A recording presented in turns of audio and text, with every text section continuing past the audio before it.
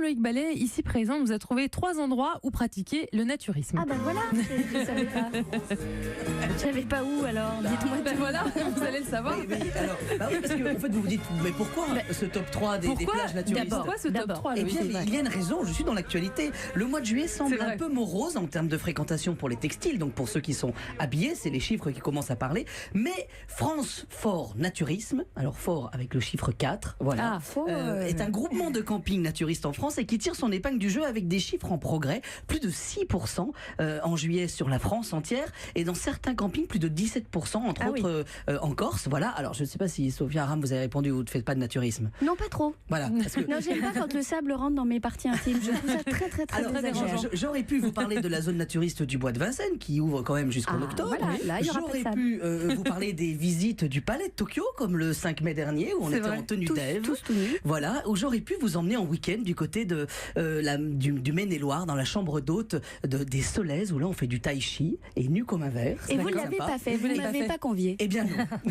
Vous avez beaucoup mieux, Loïc. On débute ce top 3 avec par une plage dans le Gard, cap au sud à quelques kilomètres de Montpellier, forcément. Eh bien oui, la plus longue plage naturelle d'Europe. Non, pas la plus longue plage naturiste. La plus longue plage naturelle d'Europe, au cœur du Gard, aux portes de la Camargue, la plage de l'Espiguette. C'est célèbre. Voilà, là-bas le naturisme y est une institution depuis les années 60. Pour comprendre, la pointe de l'Espiguette forme en fait un immense banc de sable naturel isolé. Cette plage est l'un des plus beaux systèmes dunaires du bassin méditerranéen. Donc on reste dans notre spécial. Système dunaire. Mais non, mais c'est vrai, c'est comme ça que dit le Conservatoire du littoral sur le site de l'Espiguette. Alors je sais pas. Il y a des dunes, quoi. Si vous vous rendez compte, mais les dunes vont atteindre jusqu'à 12 mètres de haut. Ce qui est pratique si on veut se cacher. Ça envoie du rêve. Et en tout cas, si on s'interroge sur l'eau et la qualité de l'eau, cette plage a le pavillon bleu depuis 20 ans sans interruption. Bref, la faune et la flore y est... La faune et la flore y est unique. On dit que l'écologie...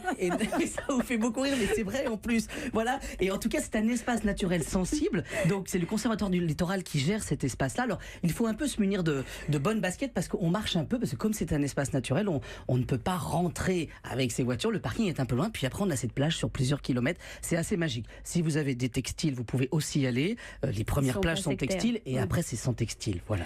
On file maintenant dans le Var pour une toute petite plage discrète, Loïc. Ah bah oui, une plage, cette fois-ci pour un naturisme présidentiel. C'est pas mal comme idée. Ça existe. Ah bah oui. Eh bien oui, je vous dis que là, vous aurez les Bruni Tedeschi et l'ex-président Nicolas Sarkozy, peut-être en voisins, qui seront juste en face de vous. Direction le Lavandou, sur la plage du Layet, pile poil juste en face du Cap Nègre, et je ne sais pas si vous vous en rendez compte. Et là, il y a cette plage incroyable. Alors, il y a d'abord un restaurant où on mange des poissons exquises chez Jo. Voilà, c'est une adresse mythique pour les gens qui sont du côté du Lavandou. Voilà, on mange habillé, bien entendu. Et là, et un peu plus loin sur la plage, vous avez un petit coin très agréable où là, vous pouvez justement être nu comme un verre. Et c'est assez marrant parce que vous avez le Cap Nègre juste en face de vous. Voilà. Et on termine par le top du top des plages naturistes. Bon, c'est vous qui le dites, Loïc. Moi, je ne l'ai pas testé. Oui.